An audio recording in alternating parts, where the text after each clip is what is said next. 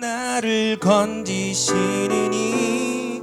여호와여 지체 말고 내게 임하소서. 가난하고 궁핍한 내 마음 가운데 여호와여 속히 임하소서. 다 함께 주는 나의 도움 나를 건지시느니 여호와여 지체 말고 내게 임하소서. 가난하고 궁핍한 내 마음 가운데 여호와여 속히 임하소서.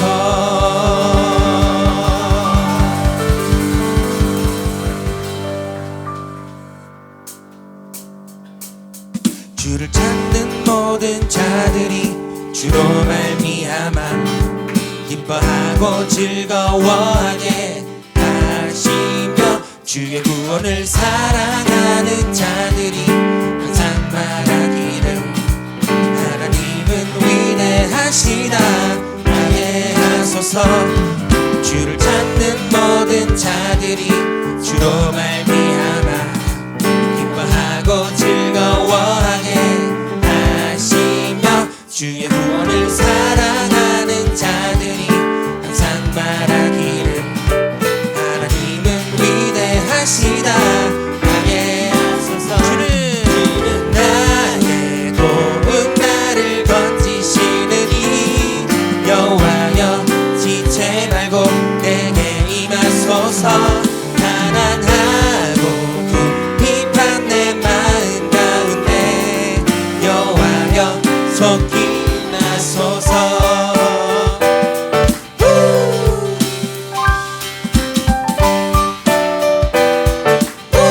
우리 자매들이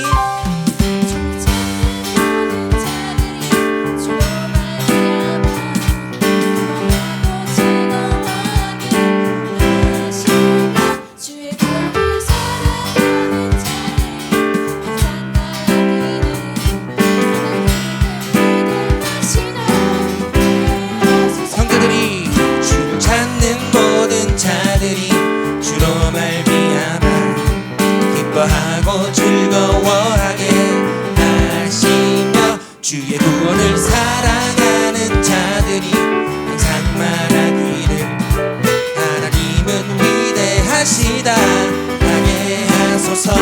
주는 나의 도움 나를 건지시느니 여호와여 지체 말고 내게 임하소서. 가난하고 궁핍한 내 마음 가운데 여호와여 속히 임하소서.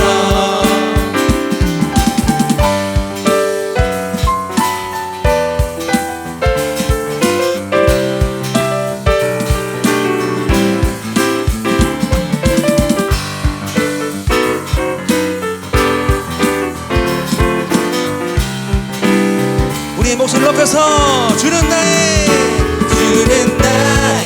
도움 나를 건지시느니 여호와여 지체 말고 내게 임하소서.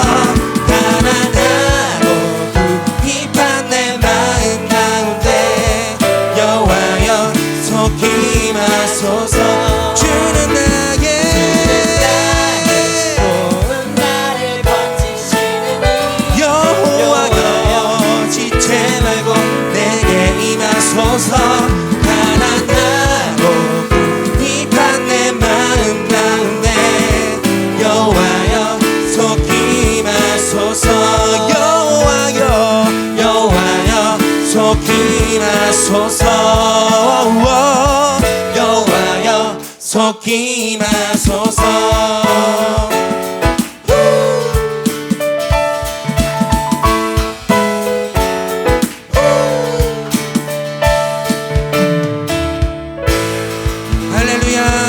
주를 찾는 모든 자들에게 그 구원의 손길을 내미시며 오늘도 세임과 능력을 허락하실 주님을 찬양합니다. 할렐루야.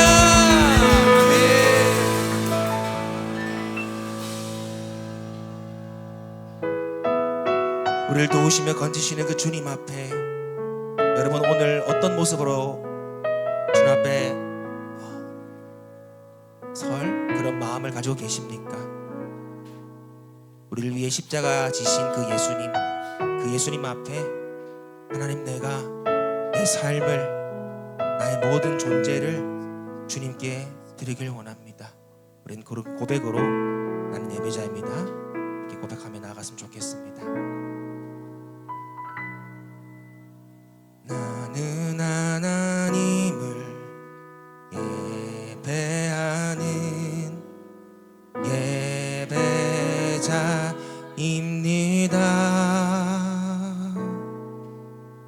내가 서 있는 곳 어디서나 하나님을 예배합니다. 내 영혼 거룩한 은혜를 향하여 내 마음 완전한 하나님 향하여 이곳에서 바로 이 시간 하나님을 예배합니다.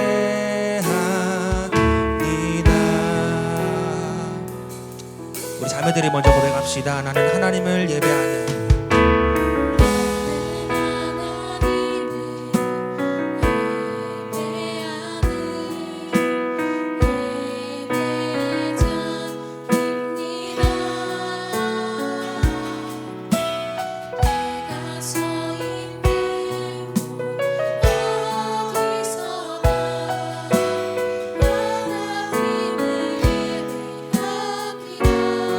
형제들이 내 영혼 거룩한 은혜를 향하여 내 마음 완전한 하나님 향하여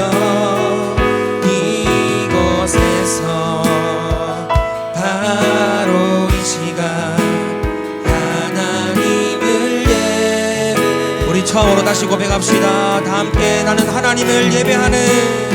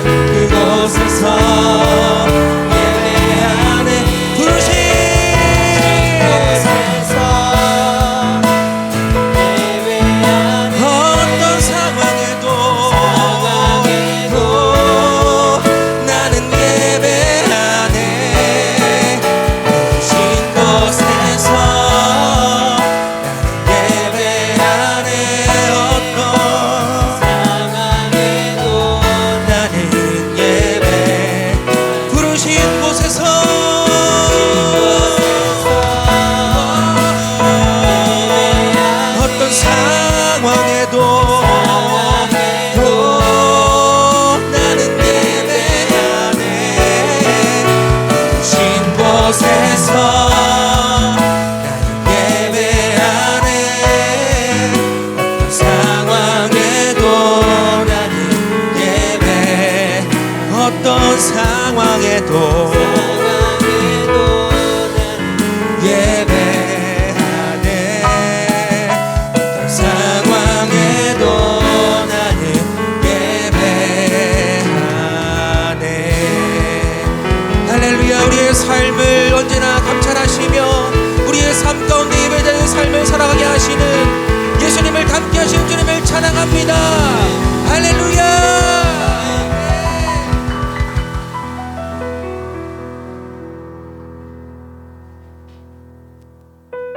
우리 시간 다 함께 자리에 일어나서 예배 자리로 나아갑시다.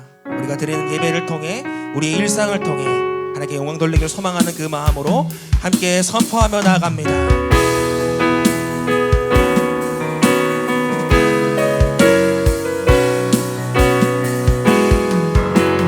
나의 일상을 통해 하나님께 영광을, 나의 일상을 통해 생명의 복음을 내게 맡기신 이곳, 나를 부르신 곳에 하나님의 나라가 이루어지길 원합니다. 나의 일상을 통해 하나님께 영광을, 나의 일상을 통해 생명의 복음을 내게 맡기신 이곳, 나를 부르신 곳에 하나님의 나라가 이루어지길 원합니다. 나의 일상을 통해 주의 나라 이루소서. 나의 일상을 통해 주의 나라 이루소서.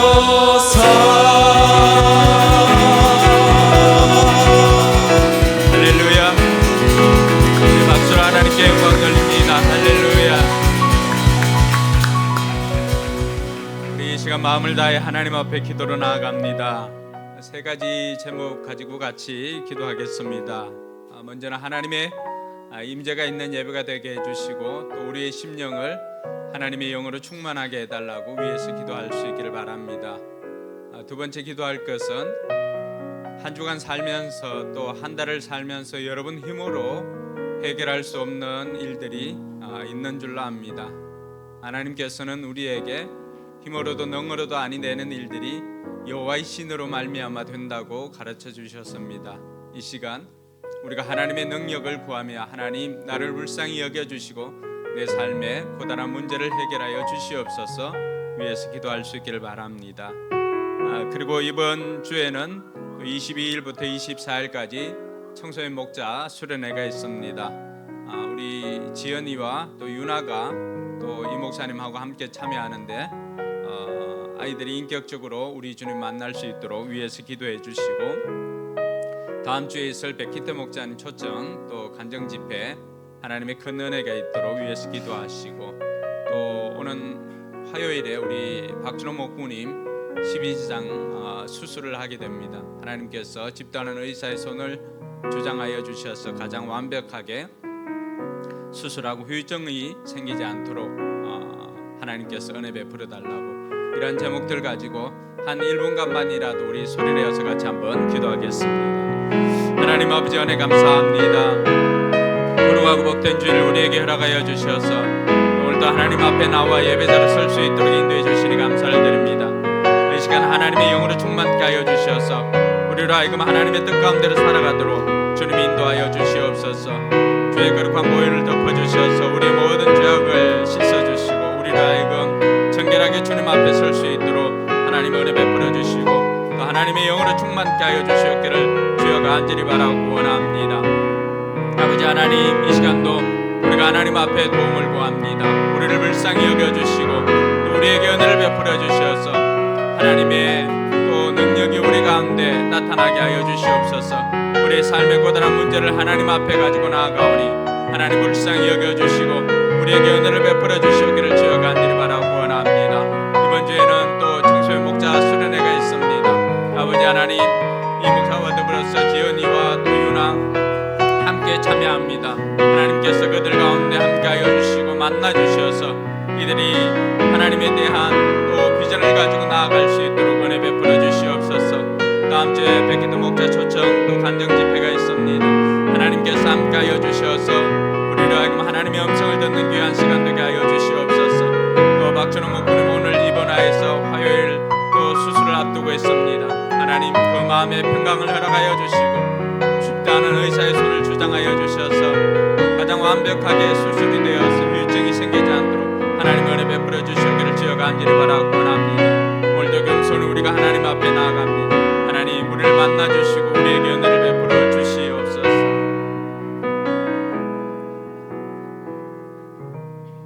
수고하고 무거운 짐진 자들아 다 내게로 오라. 내가 너희를 쉬게 하리라. 오늘도 우리를 초청해 주시는 하나님 아버지 은혜 감사합니다. 수고하고 무거운 짐을 진 채로 이 자리에 나왔습니다. 하나님 우리를 만나 주시고 우리가 내려놓은 그 짐을 하나님께서 대신 지시고 우리에게는 하나님의 그 평강이 함께하여 주시옵소서.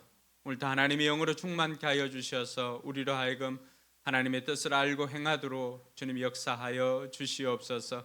우리 힘으로 해결할 수 없는 문제들도 하나님 앞에 기도로 간구하여 싸우니 하나님 들으시고 응답하여 주시옵소서. 이번 주간에도 청소년 목자 수련회에 참석하는 이들 오고 가는 길도 안전하게 지켜주시고 하나님 만나는 은혜가 있게 하여 주시옵소서. 그곳에서 하나님 나라에 대한 비전을 또 가질 수 있도록 도와주시고 저들의 삶 가운데 하나님의 행하심을 기대하며 나아가도록 도와주시옵소서.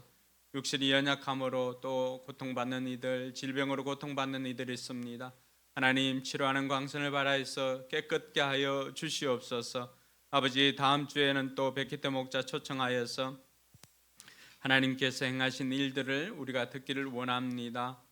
귀한 목자님 통하여서 우리가 하나님의 음성을 듣는 복된 시간 되게 하여 주시옵소서.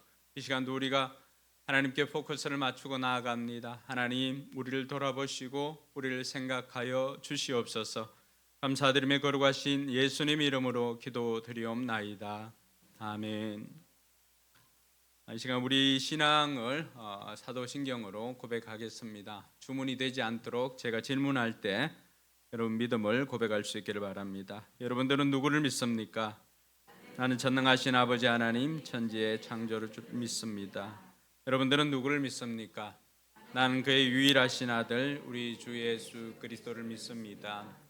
그는 성령으로 잉태되어 동정녀 마리아에게서 나시고 본디오 빌라도에게 고난을 받아 십자가에 못 박혀 죽으시고 장사된 지 사흘 만에 죽은 자 가운데서 다시 살아나셨으며 하늘에 오르시어 전능하신 아버지 하나님 우편에 앉아 계시다가 거기로부터 살아있는 자와 죽은 자를 심판하러 오십니다.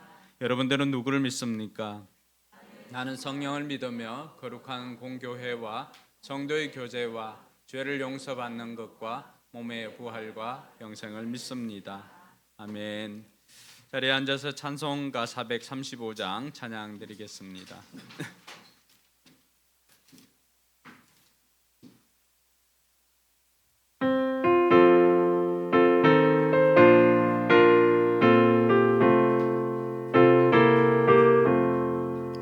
나의 영원하신 기요 생명보다 귀하다. 나의 갈 길 다가도록 나와 동행하소서. 주께로 가까이 주께로 가오니 나의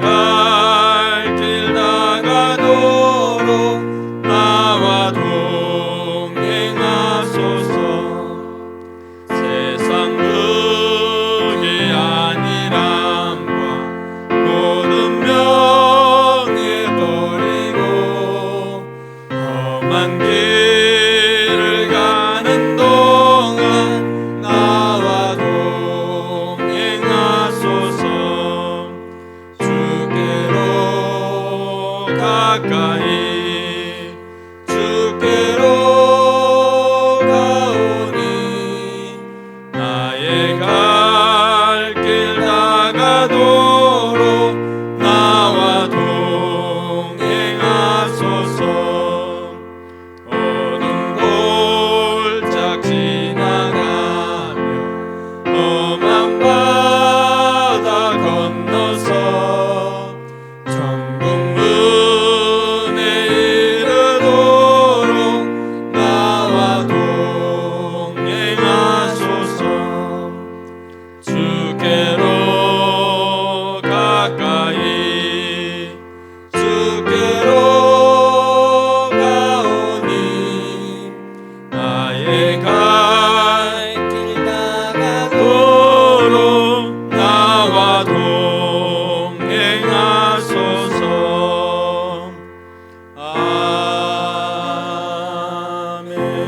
아멘. 시간 같이 기도하겠습니다.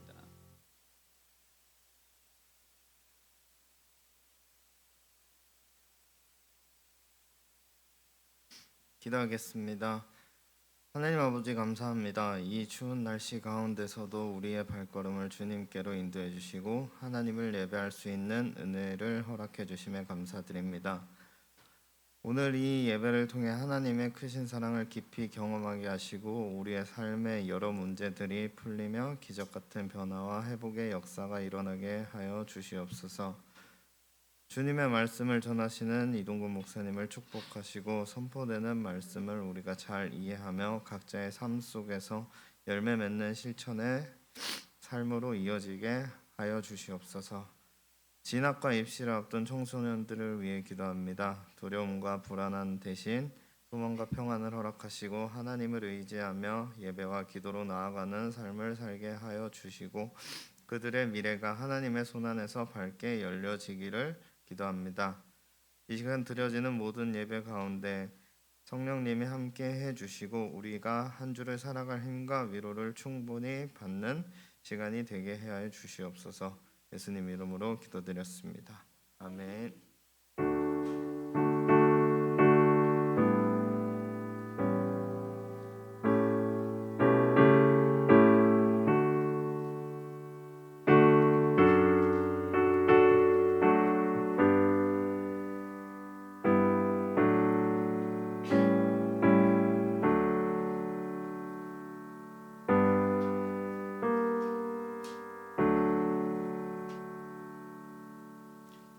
이 시간에는 나 주님의 기쁨 되기 원하네 찬양하면서 준비한 예물 봉헌하도록 하겠습니다.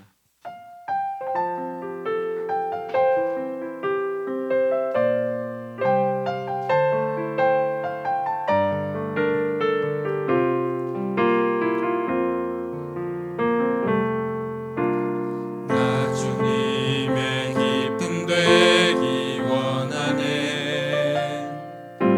내 마음을 새롭게 하소서.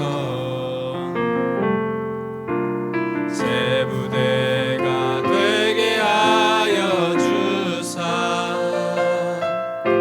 주님의 빛 비추게 하소서.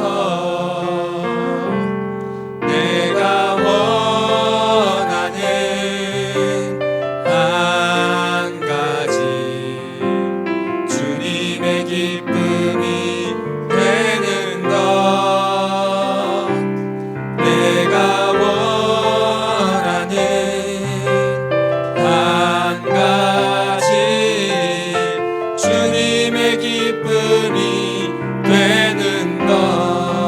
겸손히 내 마음 드립니다. 겸손히 내 마음 드립니다. 나의 모든 것 받으소서. 나의 마음 깨끗게 씻어 주사. 주의 길로 행하게 하소서. 내가 원하는 한 가지 주님의 기쁨이 되는 것.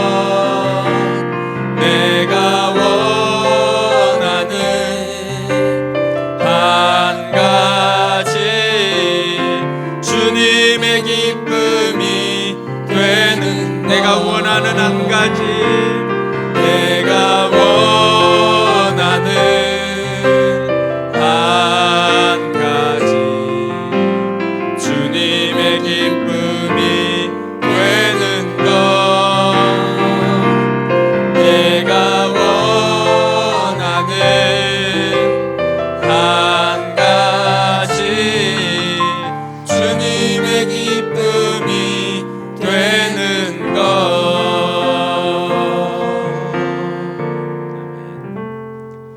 드린 예물을 위해서 기도하겠습니다. 좋으신 아버지 하나님 은혜 감사합니다. 오늘 또 주님 앞에 나올 때 빈손으로 오지 않고 귀한 예물 정성껏 준비하여서 하나님 앞에 드릴 수 있음에 감사를 드립니다. 하나님이 약속 붙잡고 또 10의 1조를 드리는 이들 하나님께서 기쁘게 받아주시고 저들이 예물을 준비하기까지의 모든 수고와 눈물을 하나님께서 닦아주시옵기를 간절히 바라고 원합니다. 들어가도 나가도 복이 되게 하시고 하늘의 신령한 복과 땅의 기름진 복으로 충만케 하여 주셔서 저들이 사는 날 동안 하나님 나라를 위해서 기쁨으로 헌신하며 드리고도 남음이 있는 복을 누리게 하여 주시옵소서. 여러 가지 감사 제목으로 감사 예물 드리는 이들이 있습니다. 하나님께서 기쁘게 받아주시고 저들의 삶 가운데 감사가 더욱더 넘쳐나게 하여 주시옵소서. 특별히 자녀를 위해서 하나님 나라에 심는 이들 하나님께서 저들의 믿음을 보시고 저들의 자녀들이 저들의 믿음대로 또 하나님 뜻대로 자라가게 하여 주시옵소서. 하나님께서 끝까지 동행하여 주심으로 저들의 자녀가 하나님 나라를 위한 귀한 일꾼으로 성장하도록 하나님께서 복의 복을 더하여 주시옵소서. 주일 예물과 선교 예물도 하나님 앞에 올려드립니다. 하나님께서 기쁘게 받아주시고 예물이 쏘이는 곳마다 영혼 구원의 열매가 맺어지도록 주께서 역사하여 주시옵소서. 우리 포커스 교회가 하나님 나라의 일들을 감당하고자 할 때 부족하지 않도록 하나님께서 풍성하게 공급하여 주시옵소서. 감사드리며 거룩하신 예수님 이름으로 축복하며 기도드리옵나이다. 아멘. 오늘은 여러분들과 함께 한 달에 한 번 또 우리가 성찬 예식을 하는 날입니다. 그래서 오늘 여러분들과 함께 성찬 예식을 하도록 하겠습니다. 우리 찬송가 151장 1절 찬양 드리겠습니다.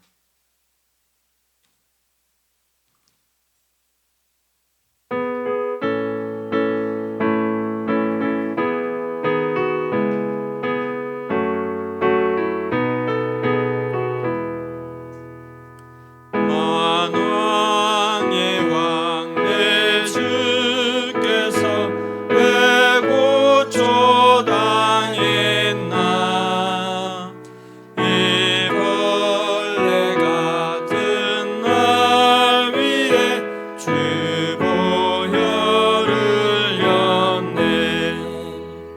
십자가 내가 처음 볼 때에 나의 맘에 큰 고통 사라져 오늘 믿고서 내 눈 밝았네. 참 내 기쁨 영원하도다. 아멘. 하나님 말씀 고린도전서 11장 23절에서 26절까지 말씀을 제가 봉독해 드리겠습니다. 내가 여러분에게 전해준 것은 주님으로부터 전해받은 것입니다. 곧 주 예수께서 잡히시던 밤에 빵을 들어서 감사를 드리신 다음에 떼시고 말씀하셨습니다. 이것은 너희를 위하는 내 몸이다. 이것을 행하여 나를 기억하여라. 식후의 잔도 이와 같이 하시고서 말씀하셨습니다. 이 잔은 내 피로 세운 새 언약이다. 내가 마실 때마다 이것을 행하여 나를 기억하여라.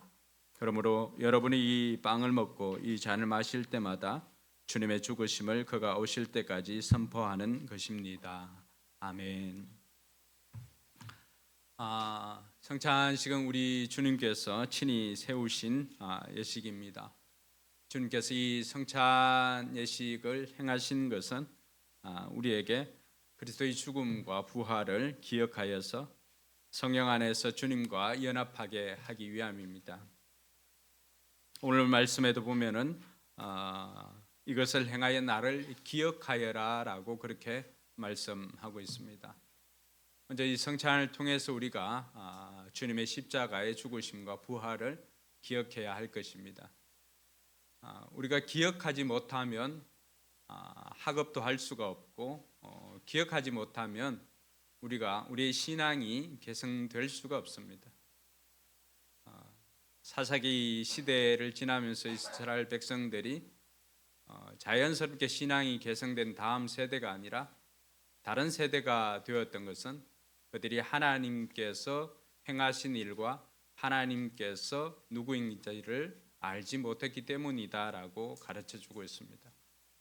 그래서 성경을 읽다 보면 하나님께서는 곳곳에 하나님이 행하신 일들과 하나님이 누구이신가에 대한 기억 장치들을 여러 곳에 이렇게 두고 있습니다. 가장 확실한 기억 장치는 바로 십자가지요, 십자가.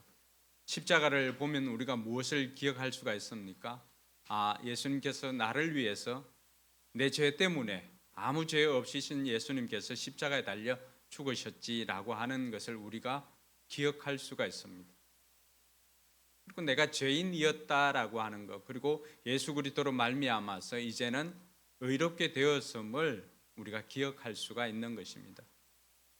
뿐만 아니라 이스라엘 백성들이 요단을 건널 때도 하나님께서 각 지파의 대표들이 밟았던 그 돌들을 가지고 나와서 길갈에다가 돌기둥을 세우라고 합니다. 왜 이것을 세웁니까?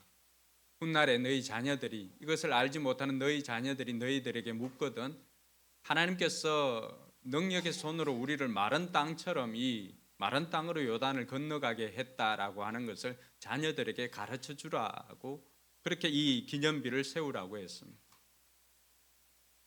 그래서 그 자녀들이 하나님이 누구이시고 하나님의 능력이 어떤 것이고 하나님께서 어떤 분인가를 알지 못하면 하나님께로부터 멀어질 수밖에 없다라고 하는 것을 하나님께서 아시고 이런 기억장치, 기념장치들을 곳곳에 해 두었던 것입니다.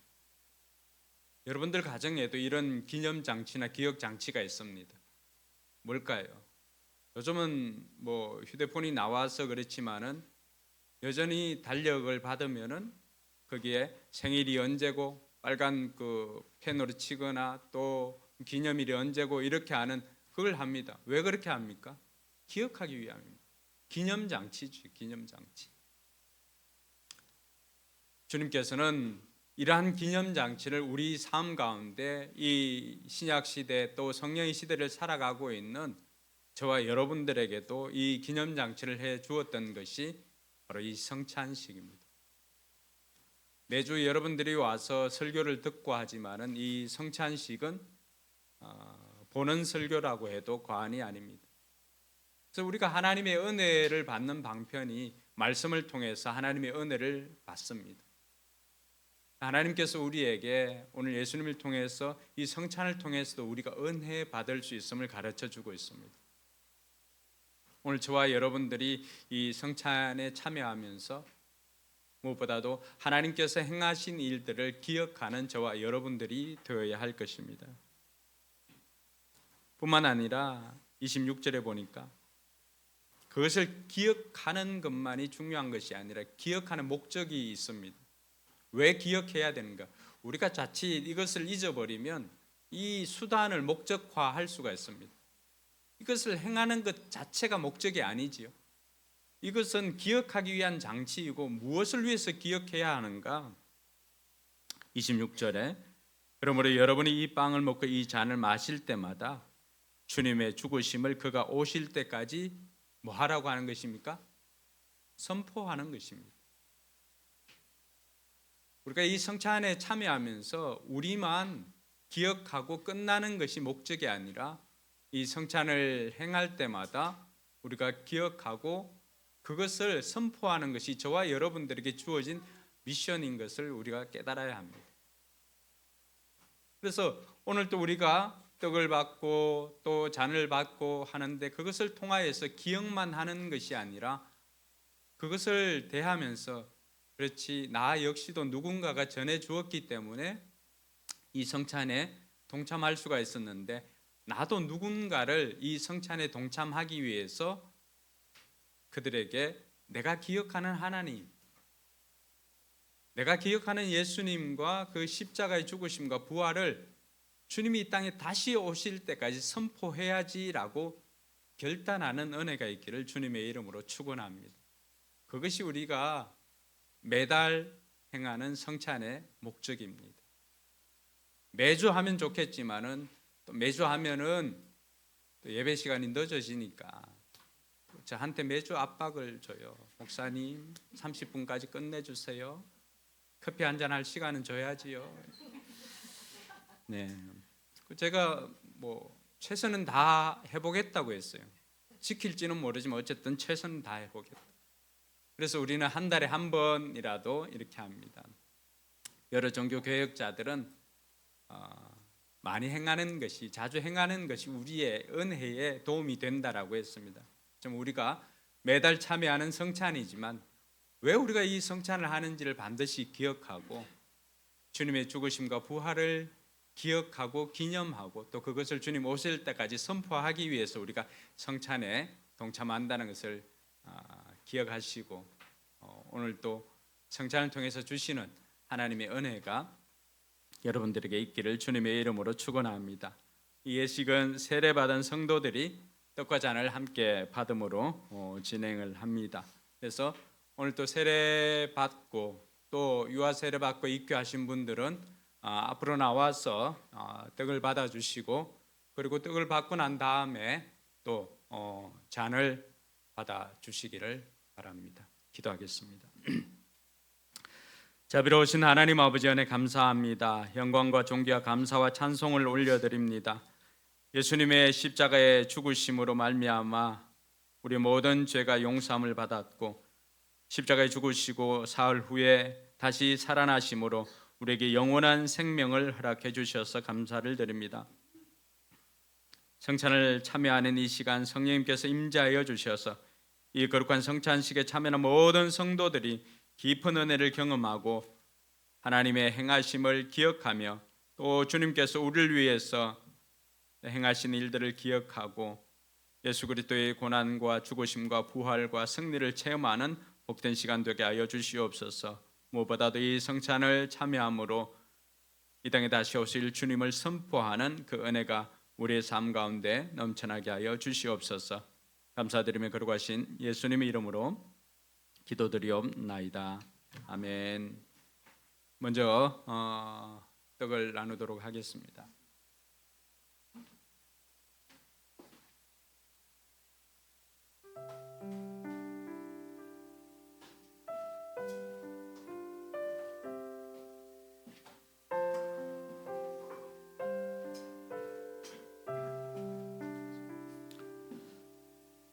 주님께서 잡히시던 날 밤 떡을 가지고 축사하시면서 제자들에게 나누어 주었습니다. 저도 주님의 행하신 일들에 또 그 명령에 순종하여서 여러분들에게 떡을 나누고자 합니다. 기도하겠습니다.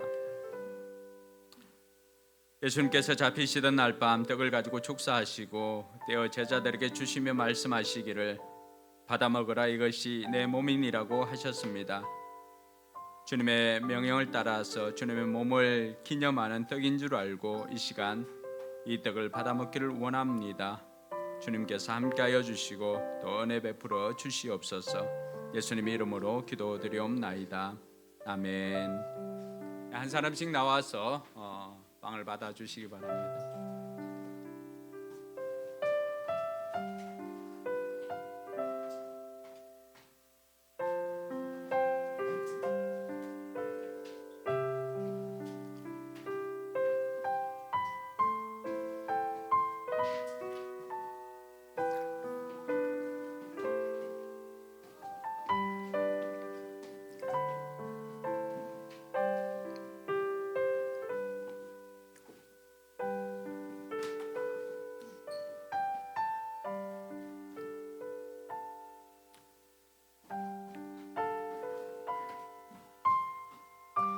예수께서 이르시되 내가 진실로 진실로 너에게 이르노니 인자의 살을 먹지 아니하고 인자의 피를 마시지 아니하면 너희 속에 생명이 없느니라. 내 살을 먹고 내 피를 마시는 자는 영생을 갖고 마지막 날에 내가 그를 다시 살리리니 내 살은 참된 양식이요 내 피는 참된 음료로다. 내 살을 먹고 내 피를 마시는 자는 내 안에 거하고 나도 그의 안에 거하나니 살아계신 아버지께서 나를 보내심에 내가 아버지로 말미암아 사는 것 같이 나를 먹는 그 사람도 나로 말미암아 살리라.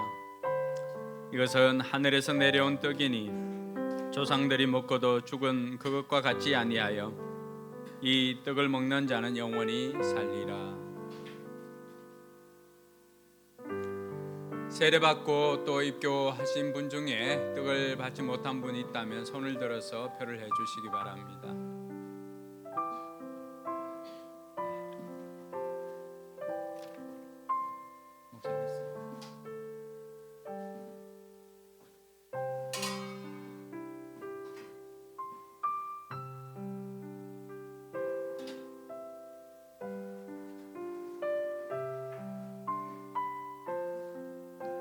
우리 주님께서 식후의 잔을 가지고 축사하신 후에 제자들에게 주시며 말씀하셨습니다. 이 잔은 나의 피로 세운 새 언약이니 이것을 행하여 마실 때마다 나를 기념하라고 했습니다. 주님의 분부하심을 따라서 저도 이 잔을 여러분들에게 나누겠습니다. 기도하겠습니다.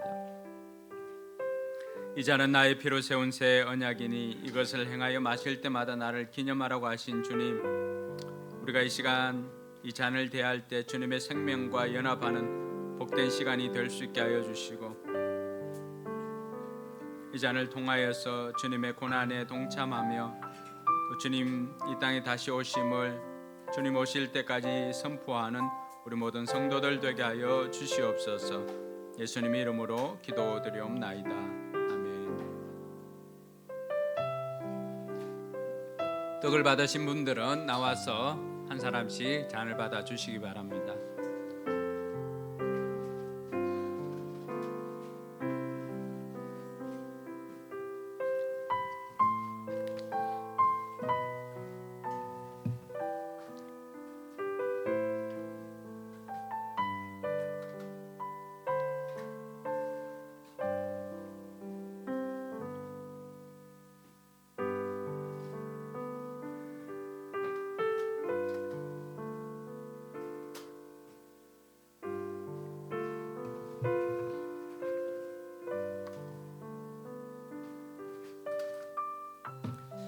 나는 포도나무여 너희는 가지라. 그가 내 안에 내가 그 안에 거하면 사람이 열매를 많이 맺나니 나를 떠나서는 너희가 아무것도 할 수 없음이라.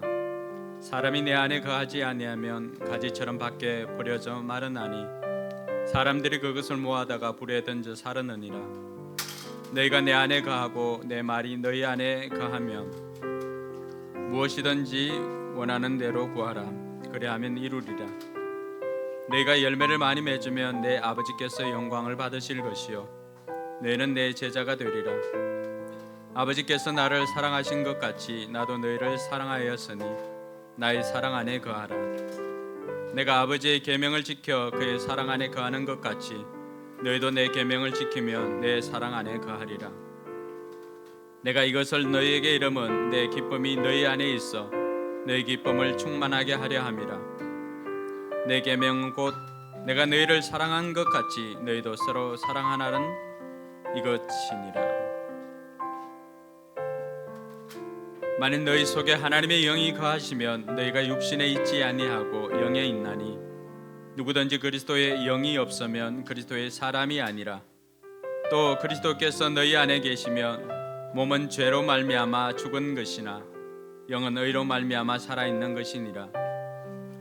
예수를 죽은 자 가운데서 살리신 이의 영이 너희 안에 거하시면 그리스도 예수를 죽은 자 가운데서 살리신 이가 너희 안에 거하시는 그의 영으로 말미암아 너희 죽을 몸도 살리시리라. 아멘.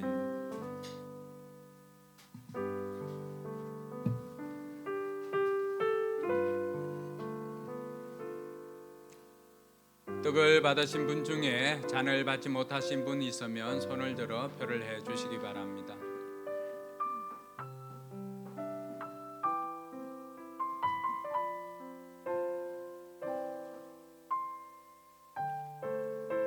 식후에 우리 주님께서는 찬미함의 감람산으로 올라가셨다 말씀하셨습니다. 우리 찬송가 151장 3절 같이 찬양드리겠습니다.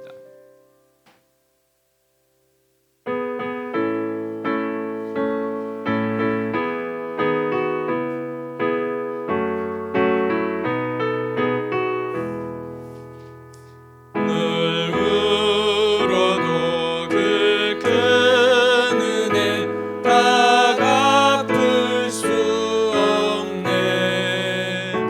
나 주님께 몸 바쳐서 주의 일 힘쓰리.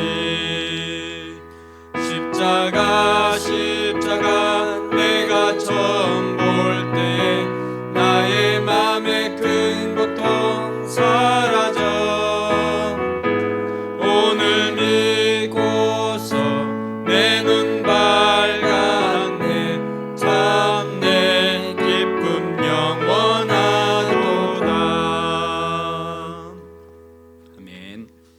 오늘 우리에게 주시는 하나님의 말씀 사도행전 28장 30절에서 31절까지의 말씀입니다. 사도행전 28장 30절에서 31절까지의 말씀. 네, 우리 교회가 처음 오시는 분들을 위해서 세번역 성경을 사용하고 있는데 불편하지 않은 분들은 자리에 일어나서 함께 하나님의 말씀 받도록 하겠습니다.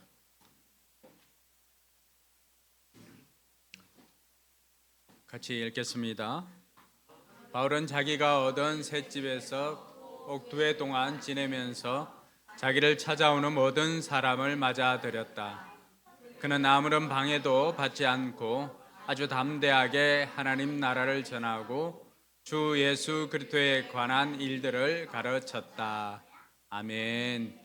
네, 앞뒤 좌우로 5분 손잡아주면서 잘 오셨습니다. 하늘 복 많이 받으세요. 복을 빌어주시기 바랍니다.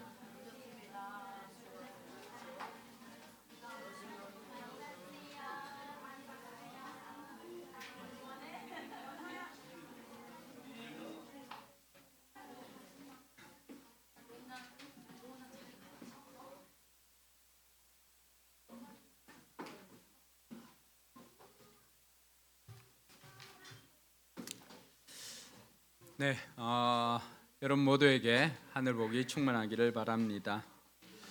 우리는 계속해서 2026년 올해 들어서 교회에 대한 묵상을 계속하고 있습니다.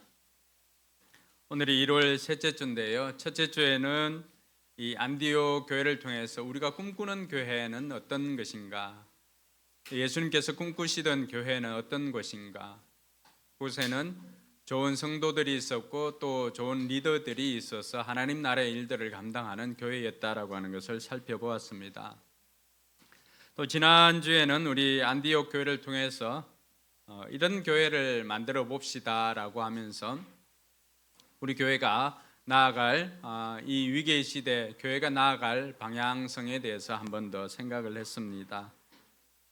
오늘은 이 교회에 대한 고민 세 번째로 어떻게 하면은 이 성경에 나와 있는 신약교회의 원형의 모습을 우리가 이 땅 가운데서 회복할 수 있을까라고 하는 그런 마음에 이 신약교회 회복이라고 하는 그 주제를 가지고 여러분들과 함께 이 사도행전적 교회, 좀 더 제목을 붙인다고 한다면은 사도행전적 교회를 꿈꾸다라고 할 수가 있을 것입니다. 수많은 사람들이 교회의 위기를 이야기를 하고 있습니다. 교회가 줄어들고 또 성도들이 줄어들고 또 2030 청년 세대들이 차츰 사라져가고 더군다나 다음 세대들은 저출산 문제뿐만이 아니라 많은 이들이 또 교회를 떠나가는 이런 위기의 상황 가운데 있습니다. 이런 위기의 상황을 돌파하는 힘이 무엇일까 고민해 보니 역시 기본으로 돌아가는 것이었습니다. 운동이나 또 이 교회나 크게 다르지 않은 것 같습니다. 운동 선수들도 슬럼프에 빠지거나 이런 또 위기를 경험하게 되면은 그들은 다른 기술을 배우기 위해서 애쓰는 것이 아니라 그들은 다시금 기본에 충실해야 한다라고 하는 것을 알고 있습니다. 우리가 잘 알고 있는 이 손흥민 선수, 손흥민 선수의 아버지가 썼던 그 책 이름이 모든 것은 기본에서 시작한다라고 하는 책이 있습니다. 그게 보면은 이 아버지 손흥정의 고민이 그 책에 고스란히 담겨져 있습니다. 자신의 체험을 통해서 자신과 같은 이런 자기 표현으로 하면은 삼류 선수가 안 되기 위해서는 어떻게 해야 될까 수많은 고민을 했던 것으로 알고 있습니다. 자기 체험을 통해서 처음에는 에너지로 뛸 수가 있지만 에너지가 고갈되어지면은 선수 기량은 기본기에 달려 있음을 뼈저리게 경험을 했습니다. 선수가 경기장에서 실수를 하는 것도 또 선수가 골을 넣어야 할 상황에 골을 넣지 못하는 것도 결국에는 기본기 때문이다, 기본기 부족이다라고 하는 것을 뼈저리게 깨달았습니다. 그리고 그는 마음에 소원하는 것이 있었습니다. 자신은 비록 그는 능력은 없지만은 좋은 지도자가 되기를 원했고 좋은 아빠가 되기를 원했던 것입니다. 그래서 좋은 지도자와 좋은 아빠가 아버지가 되기 위해서는 어떻게 해야 될까? 오랜 시간 고민하고 연구한 결과 다다르게 되었던 결론은 기본기에 답이 있다라고 생각했던 것입니다. 그래서 기본기에 더욱더 집중해서 오늘의 손흥민 선수를 만들 수가 있었던 것입니다. 교회도 마찬가지입니다. 교회도 위기를 극복하는 힘은 결국 성경으로 돌아가는 것밖에 없습니다. 이 아드 폰테스라고 하는, 아드 폰테스는 라틴어인데 아드 폰테스는 본질로 돌아가다, 기본으로 돌아가자라고 하는 그런 뜻이 있습니다. 16세기에 캐톨릭 교회가 부패했을 때 칼뱅이나 또 마르틴 루터나 이런 종교개혁자들이 교회를 살리기 위해서 취한 방법은 다른 것이 아닙니다. 그들 역시도 아드 폰테스라고 하면서 기본으로 돌아가야 된다라고 주장을 했던 것입니다. 그래서 그들이 붙잡았던 것은 솔라 스크립투라, 오직 성경으로 라고 하는 그 기본으로 돌아가게 되었던 것입니다.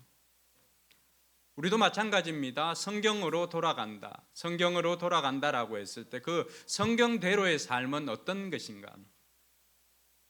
우리가 성경대로의 삶을 너무 막연하게 생각하는 경우가 있는데 성경대로 삶은 성경이 하라고 하면 하고 성경이 하지 말라고 하면 하지 않고 또 성경이 그렇다고 하면 그런 줄 알고 성경이 그렇지 않다라고 하면 그렇지 않은 줄 아는 단순한 성경 해석 방법이 성경대로의 삶입니다. 많은 사람들이 왜 생각이 복잡해집니까? 성경은 비교적 단순하게 우리에게 어떻게 살아야 할 것인가를 가르쳐 주고 있습니다. 근데 많은 사람들이 고민하는 것은 이미 여기에 답이 나와 있는데 이것대로 살기가 싫고 또 이것대로 살기가 어려우니까 다른 방법이 없는가 기웃거리다 보니까 자꾸만 생각이 많아지는 것입니다. 그렇게 하다 보니까 처음 원형의 교회의 모습에서 점점 멀어져 가고 있는 것을 볼 수가 있습니다. 그래서 어떤 여러분들께 종종 이야기했던 그런 예화 가운데 어떤 그 주인이 이 말 발굽에 이렇게 받고 있는 편자를 만들고 하는 주인이 있었는데 또 출장을 먼 길을 가야 되니까 거기에 있는 종에게 이 편자를 내가 갔다 올 때까지 100개를 만들어 놓으라고 그렇게 이야기를 하고 갔습니다. 그래서 편자를 하나를 원본을 주고 이걸 만들으라고 했을 때 나중에 다녀와서 편자 만들었던 것을 이렇게 확인해 보니까 여러분 편자의 모양이 다 달라져 있었다는 것입니다. 첫 번째 받았던 그 편자의 모습에서 100번째 만들었던 그 편자의 모습을 가보니까 전혀 이상한 모습으로 바뀌어져 있었습니다. 왜 그랬을까요? 사람들은 첫 번째 그 편자를 가지고 두 번째 편자를 만들고, 그렇게 두 번째 만들었던 편자를 가지고 또 세 번째 편자를 만듭니다. 그렇게 하다 보니까 점점 달라져 가고, 처음 만들었던 첫 번째 그 받았던 그 편자의 모습과 100번째 만들었던 편자의 모습이 완전히 달라져 있는 것이죠. 이것이 오늘날 교회의 모습입니다. 예수님께서 이 신약교회 성경을 통해서 교회가 어떤 곳인가를 이야기를 해 주었습니다. 마태복음 16장에 보면은 베드로의 그 고백을 통해서 내가 이 반석 위에 뭘 세웁니까? 내 교회를 세우리라. 예수님의 교회를 세우겠다라고 분명히 말해 주었습니다. 그러면은 예수님께서 내 교회라고 했을 때 예수님께서 생각한 교회의 모습이 있었을 것입니다. 그걸 실현해낸 교회들이 오늘 우리는 신약 교회라고 부르고 성경적인 교회라고 부릅니다. 우리가 기본으로 돌아가야 된다라고 했을 때 우리가 돌아가야 할 그 원형의 모습은 어디에 있습니까? 그것이 우리가 지난번에도 살펴보았던 안디옥 교회를 포함해서, 예루살렘 교회, 안디옥 교회를 포함해서 성경, 신약 성경이 나와 있는 수많은 교회를 의미하는 것입니다. 그래서 우리가 돌아가야 할 그 성경적인 교회, 신약 교회라고 했을 때 학자들마다 이런 것들을 달리 부르고 했습니다. 그래서 명성훈 박사는 보니까 복음서에서 예수님이 가르치신 교회, 그렇게 설명을 하고 있습니다. 그리고 사도행전에 실제로 존재했던 교회, 그리고 사도들의 서신에 등장하는 교회라고 설명을 합니다. 주후 4세기 기독교가 로마 제국의 국교로 공인되기 전까지 200년 동안 존재했던 교회를 신약교회, 이렇게 명성훈 박사는 불렀습니다. 또 가정교회를 만들었던 최윤기 목사님은 자신의 책 가장 오래된 새 교회, 가정교회에서 가장 오래된 교회가 신약교회이고 사도행전적 교회이고 초대교회인데, 새 교회라고 하는 것은 그런 성경적인 교회를 본받아서 그 본질로 삼고 세우며 현존하는 실제적인 교회, 그리고 신약교회가 모두가 다 가정교회로 되어 있기 때문에 가장 오래된 새 교회, 가정교회를 소개하고 있었던 것입니다. 오늘 설교의 제목의 모토가 된 것은 하용조 목사님이 쓴 이 사도행전적 교회를 꿈꾸다라고 하는 그 책에서 이 제목을 빌려왔는데요. 하용조 목사님은 사도행전적 교회가 바로 그 교회라고 명칭을 붙였습니다. 그리고 사도행전적 교회는 예배 공동체, 성령 공동체고 선교 공동체라고 소개하면서 이런 신약교회, 사도행전적 교회는 10가지 특징이 있다라고 했습니다. 여러분 들어보면서 우리 교회는 과연 이런 사도행전적 교회의 특징이 우리 교회는 몇 개나 나타나고 있는지를 한번 살펴보시길 바랍니다. 먼저는 사도행전 2장에 나와 있는 것처럼 성령 충만한 공동체, 성령 체험이 없고 성령에 대한 이해가 없다면 사도행전적 교회라고 할 수가 없습니다. 두 번째는 예수님의 삶을 사는 공동체라고 했습니다. 교회는 그리스도를 머리로 삼고 우리가 각 지체가 되었던 그리스도의 몸인 것이 교회입니다. 그랬을 때 교회라고 한다면은 예수님의 삶을 살아내는 공동체가 바로 교회가 되어야 하는 것입니다. 세 번째는 사도행전 3장에 있는 것처럼 날마다 기적이 일어나는 교회. 은과 금은 내게 없지만 곧 내게 있는 것으로 내게 명하느니 나사렛 예수 그리스도 이름으로 일어나 걸으라고 명령하는 교회. 예수 그리스도 이름을 선포하였을 때 악한 귀신이 떠나가고 상한 심령이 치유되고 병든 육신이 고침받는 이런 기적의 일상이 되는 교회.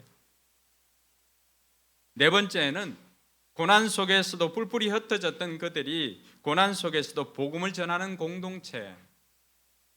다섯 번째 특징은 거룩과 성결과 정직을 추구하는 공동체. 여섯 번째는 평신도 리더를 세우는 공동체. 일곱 번째는 순교하는 공동체라고 했습니다. 그리고 여덟 번째는 이방인을 품는 공동체. 아홉 번째는 땅끝까지 선교하는 공동체.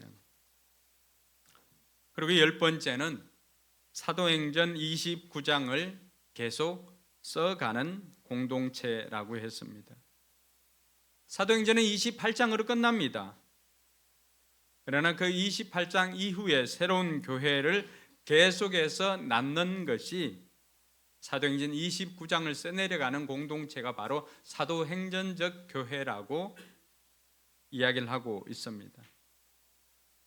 그래서 하용조 목사님은 그의 목회론이나 목회 철학이 바로 사도행전이어야 한다라고 말하면서 그 사도행전적 교회를 이 땅에 세우고자 더 성령님께 민감하게 반응하고 또 비전을 선포하고 땅끝까지 복음을 선포하는 일에 자신의 모든 생을 바칠 수가 있었던 것입니다. 그럼 오늘 저와 여러분들이 이 꿈꾸는 신약교회 회복을 위해서 우리 또한 이런 사도행전적 교회를 꿈꾸면서 살아야 하는데 사도행전은 어떻게 마무리되고 있는지, 오늘 저와 여러분들이 읽었던 이 말씀은 사도행전의 마지막 부분입니다. 근데 사도행전의 마지막 부분인데 이 사도행전만큼은 다른 서신서나 또 다른 성경처럼 완결되어져서 진행이 되지 않더라고 하는 거죠. 사도행전의 마지막은 마침표가 아니라 쉼표인 것을 우리에게 말해줍니다. 그래서 사도행전은 미완성으로 이렇게 마치 결론이 덜 지어진 것처럼 그렇게 미완성으로 마무리를 하고 있습니다. 그것은 사도행전 끝이 end가 아니라 end라고 하는 것을 우리에게 가르쳐 주기 위함입니다. 사도행전의 이 마지막이 이렇게 미완성으로 끝나는 이유가 뭘까? 그것은 사도행전은 주님 오시는 그날까지 반복 지속되어야 함을 우리에게 가르쳐 주기 위함입니다. 그리고 또 한 가지 이유는 우리로 하여금 사도행전 29장을 써내려가기 원해서 이렇게 미완성으로 남겨두었습니다. 오고 오는 모든 교회가 이 내용을 받아서 사도행전 29장을 써내려가야 되는 이런 소원을 이루기 위해서 이렇게 열린 결론으로 남겨져 있다라고 하는 것을 알 수가 있습니다. 다른 성경들은 안부를 묻고 끝냅니다. 오늘 말씀에 보면은 바울이 온 이태를 개역 개정에 보면 자기 셋집에 머물면서 자기에게 오는 사람을 다 영접하고 하나님의 나라를 전파하며 주 예수 그리스도에 관한 모든 것을 담대하게 거침없이 가르치고 있는 거죠. 그럼 우리는 여기에서 질문을 가져야 됩니다. 그럼 거기 배웠던 사람들은 어떻게 되었고 또 바울은 어떻게 되었습니까? 라고 하는 그 결론을 듣고 싶은데 누가는 의도적으로 그 결론을 우리에게 소개하지 않고 있습니다. 마치 이 이야기가 계속해서 남아있고 이 이야기가 계속해서 진행된다라고 하는 이미지를 남겨두고 있습니다. 물론 사도 바울은 이 이태를 더 있다가 그가 석방이 되고 난 다음에 AD 64년에 로마 대화재 사건 때 그때 다시 붙잡혀서 결국에 많은 사람들이 보는 앞에서 공개 처형을 당하게 되었습니다. 근데 누가는 그렇게 바울이 복음을 전하다가 죽은 이야기를 남겨두는 것이 아니라 오늘 이 말씀에 있는 것처럼 누가가 마지막으로 사용했던 단어들을 보면은 그는 거침없이 담대하게 거침없이 가르치더라라고 하는 이 말로 마무리하고 있더라고 하는 것입니다. 그럼 우리가 여기에서 우리는 어떻게 하면 그러면은 사도행전 29장을 써내려갈 수 있을까요? 라고 질문을 할 수가 있죠. 그것은 오늘 본문에서 바울이 마지막에 했던 그 일들을 통해서 우리는 계속해서 그 바톤을 이어받아서 우리가 사도행전 29장을 쓰기로 달려갈 수 있다라고 하는 것을 누가를 통해서 배울 수가 있게 됩니다. 그럼 우리가 이 사도행전 29장을 계속해서 이어서 써내려 가려면은 우리는 어떻게 하면 될까? 첫 번째는 차별 없이 해야 하는 것입니다. 이 차별 없다라고 하는 단어가 여기엔 나와 있지는 않습니다. 근데 30절에 보니까 바울이 온 이태를 자기 셋집에 머물면서 자기에게 오는 모든 사람을 다 받아들였다, 영접했다라고 이렇게 되어 있습니다. 모든 사람들을 받아들였다. 여기서 맞아들인다라고 하는, 영접한다라고 하는 이 단어가 헬라어 단어로는 미완료 동사로 사용하고 있습니다. 그러니까 이런 시제, 우리는 시제가 3개밖에 없잖아요. 과거, 현재, 미래. 근데 영어나 이렇게 그리스어나 여기에는 시제가 많습니다. 완료 동사가 있는가 하면 미완료 동사도 있고요.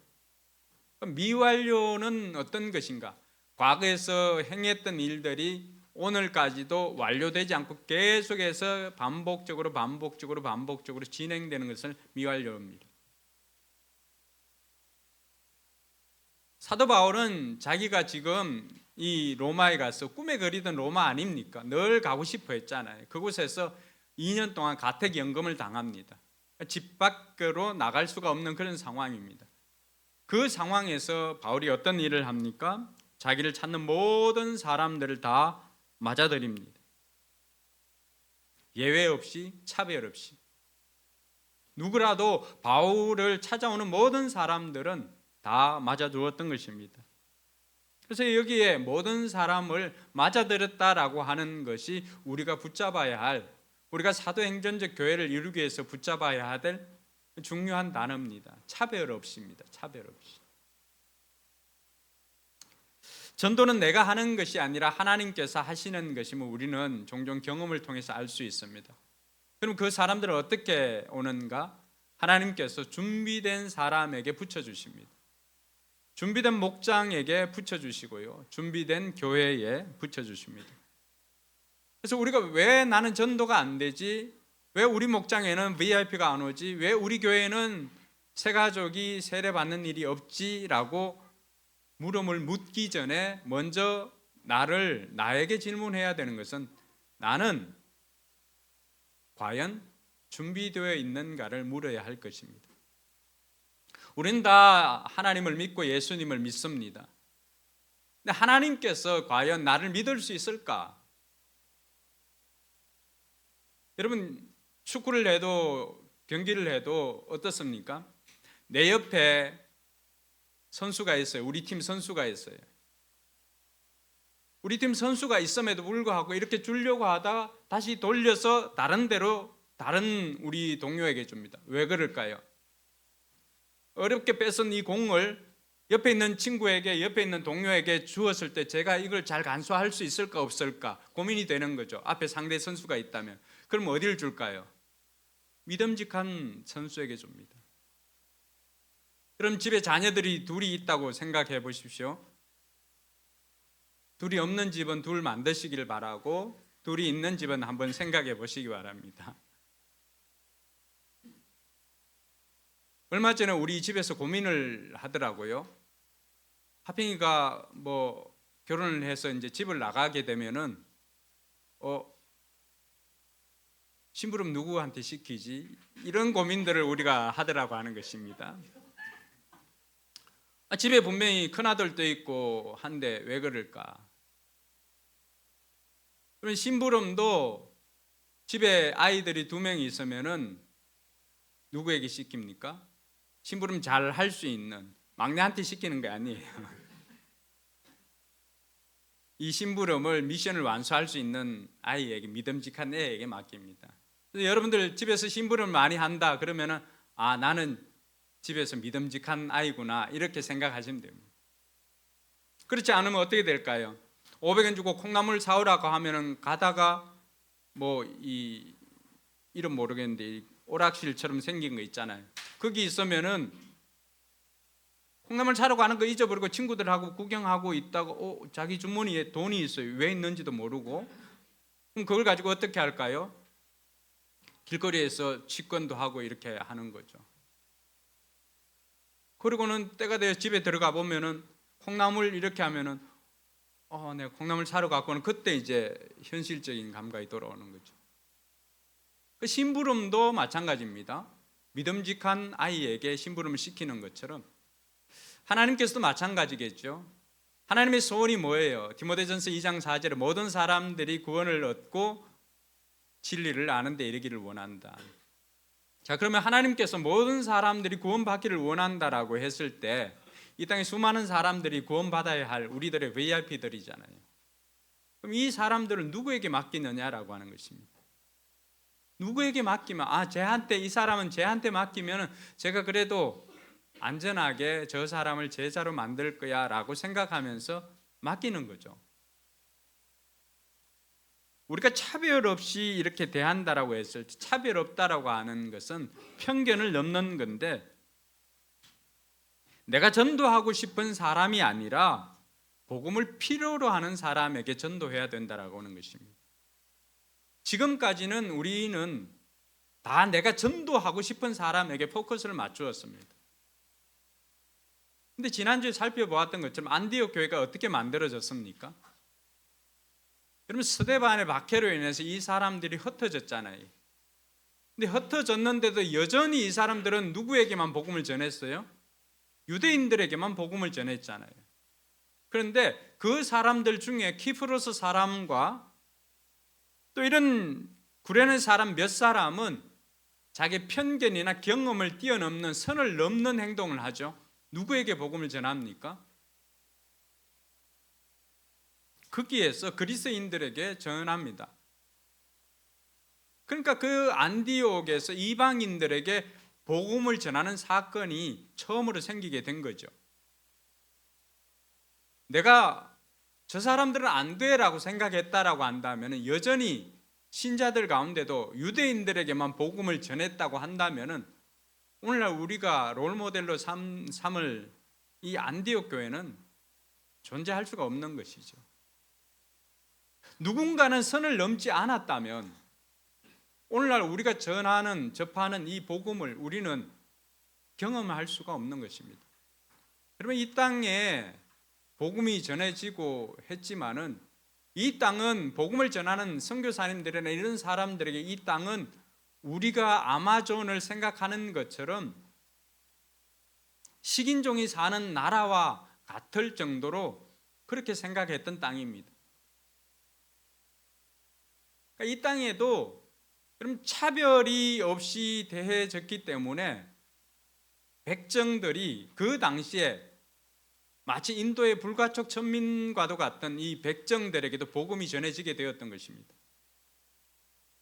우리 교단에 성동교회라고 있습니다. 꽤 규모가 있고요. 옛날 합동과 통합이 나눠질 때 성동교회와 연동교회가 연동교회에 모였던 사람들이 통합측, 성동교회에 모였던 사람들이 합동측 이렇게 나눠지게 된 그런 것인데 이 성동교회가 처음 시작할 때 사무엘 무어라고 하는 선교사님이 들어와 가지고 모든 사람은 차별이 없어야 된다. 백정들도 차별이 없어야 된다라고 생각하고 을지로 일가 거기에서 교회를 세웠습니다.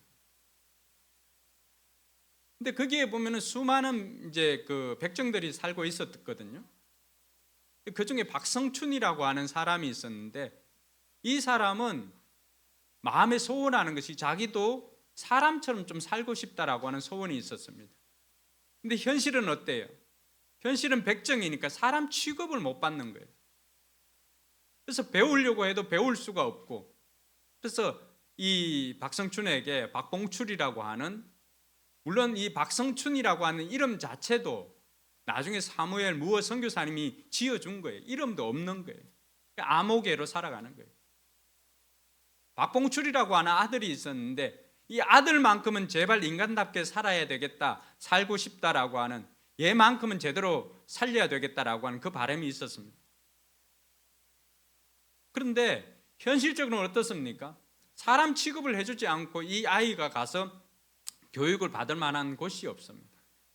근데 마침 이 무어 선교사님이 세웠던 그 교회에는 아이들에게 무료로 공부를 가르쳐 준다라고 하는 그 이야기를 듣게 되었습니다. 그래서 정말 기독교는 싫었지만은 아이 장래를 위해서 자기 생각을 접고 아이를 교회로 보내기로 결단합니다. 여기서 우리가 우리 자녀들을 잘 키우고 다음 세대에 우리가 포커스를 맞추면은 어른들도 우리가 전도할 수 있다라고 하는 그 힌트를 얻게 됩니다. 박성춘이 가서 약속을 합니다. 학습은 시키되 예배는 드리지 않는 걸로 그렇게 시켰습니다.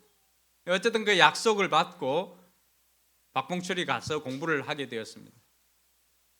그때가 우리나라는 이 19세기 말이거든요. 청일 전쟁이 일어나고 동학 그 농민 운동이 일어났던 그 해니까 이 청일 전쟁이 지나고 난 다음에 우리나라에 콜레라가 창궐을 하게 됩니다.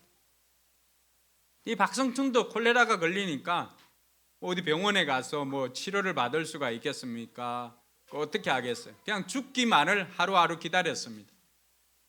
도저히 보다 안 돼가지고 아들 박봉출이 무어 선교사님에게 가서 아버지 좀 살려달라고 애원을 합니다.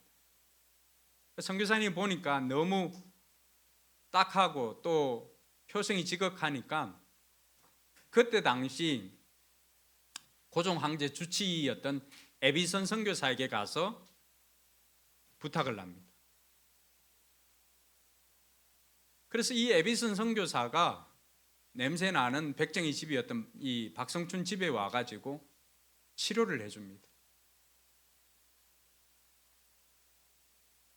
그 치료 덕분에 박성춘은 낫게 되었거든요. 그러니까 그걸 경험하니까 어떻게 됩니까? 자기 가족들 모두 데리고 오늘부터 우리는 성동교회로 간다라고 하고 그 교회 다 다니기로 했습니다. 근데 거기에 누가 있을까요? 양반 출신의 신자들이 있었던 거죠. 양반 출신들의 신자들이 박성춘을 받아주면 백정을 받아주면은 우리는 나가겠다 이렇게 된 거예요. 그래서 그들이 무어 선교사님이 그건 안 된다. 백정도 똑같은 하나님의 자녀인데 그럴 수 없다라고 하니까 이들이 양반들이 나가서 홍문수골 교회를 따로 세웁니다. 근데 박성춘은 자기 때문에 너무 어려운 일이 생겼잖아요, 교회가. 그래서 그때부터 시작해가지고 온 동네 다니면서 복음을 전합니다. 누가 많이 왔을까요? 주변에 있는 백정들이 다 오게 됐죠. 그래서 그 교회가 백정교회라고 하는 소문이 날 정도였습니다. 근데 이 박성춘이를 고쳐주었던 이 에비선 선교사가 보니까 아들이 제법 똘똘해 보이거든요. 그래서 그때 당시 이 재중원 그 의학교, 오늘날의 세브란스 병원이거든, 세브란스. 그래서 이 아이를 그곳에 데리고 가서 8년 동안 의사 공부를 시킵니다. 그리고는 이 아들이 한국인으로서 최초의 서양 의사 면허를 취득한 7사람이 있는데 그 중에 한 명입니다. 나중에 이름을 박서양으로 바뀌었어요. 여러분, 양아진 묘지에 가보면은 그게 제일 멋있는 비석이 누굴까요? 에비슨 선교사님의 비석입니다. 이렇게 그 사각 뿔로 돼 있고 마지막에는 이 삼각 뿔로 돼 가지고 이렇게 돼 있는 모습인데 다음에 언제 한번 가면 같이 보도록 하겠습니다. 그래서 이 에비슨이 나중에는 이 땅에도 병원을 지어야 되겠는데 어떻게 할까 고민을 하다가 캐나다가 미국에 가서 사업가를 만났는데 그 사람 이름이 누굴까요? 세브란스입니다. 그래서 이 재중원처럼 이런 병원을 만들어야 되겠다고 하고 만들었던 것이 이 세브란스의 돈을 받아서 그때 그 사람 이름을 가지고 지었던 곳이 오늘날의 세브란스 병원입니다. 그리고 이 박서양은 거기에 나중에 에비슨 D를 이어서 그 원장도 하고요. 훗날에는 간도에다가 총신학교라고 하는 그 학교를 세우고 독립운동을 합니다. 나중에 홍문수골로 나갔던 양반들도 다시 합쳐가지고 교회가 지금의 그 성동교회를 또 건물을 세우게 되었고요. 그럼 우리가 차별만 생각했다라고 한다면은 차별 없이 대한다라고 하는 것이 어떤 것인가를 보여줍니다. 차별 없이 대했기 때문에 안디옥 교회가 만들어졌고요. 차별 없이 대했기 때문에 성동교회가 만들어졌고, 차별 없이 대했기 때문에 오늘 저와 여러분들이 이 복음을 받아서 이 자리에 있을 수가 있는 것입니다. 우리가 그렇게 차별 없이 복음을 받아들였는데 우리 역시 우리 마음속에는 온갖 편견이나 또 우리의 경험이나 이런 것들로 저 사람은 안 돼, 저 사람은 돼 라고 하면서 내가 복음을 전하고 싶은 사람에게만 복음을 전하려고 하는 경향이 있습니다. 나와 비슷한 사람. 근데 오늘 바울을 통해서 우리가 배울 수 있는 것은 복음을 차별 없이 전한다라고 하는 것은 내가 전하고 싶은 사람이 아니라 지금 당장 복음이 필요한 사람이다라고 하는 것을 말해주고 있습니다. 복음이 필요한 사람은 우리가 다가가기 싫은 사람일 수도 있습니다. 내가 전도하고 싶은 사람이 아니라 복음을 필요로 하는 사람은 다가가기 어려운 사람이나 다가가기 싫은 사람일 가능성이 높습니다. 내 기준이 아니라 복음이 필요한 사람의 기준에 대해서 우리는 생각을 하고 올 한 해는 저와 여러분들이 이 차별 없이 예외 없이 편견을 뛰어넘어서 복음을 전하는 저와 여러분들이 되어야 할 것입니다. 거기에서 사도행전적 교회가 만들어지는 것입니다. 그래서 어른은 되고 아이들은 안 되고 그런 것 없습니다. 이 아이들 중에라도 복음이 필요로 하는 아이들이 있으면은 우리가 그 아이들도 주님께로 인도해야 하는 것입니다. 많은 사람들이 이 복음을 필요로 하고 있습니다. 다만 우리가 내가 전도하고 싶은 사람에게만 포커스를 맞추다 보니까 그 사람들이 우리 눈에 보이지 않았던 것입니다.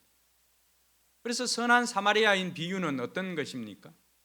누가 내 이웃입니까? 라고 물었던 그 사람에게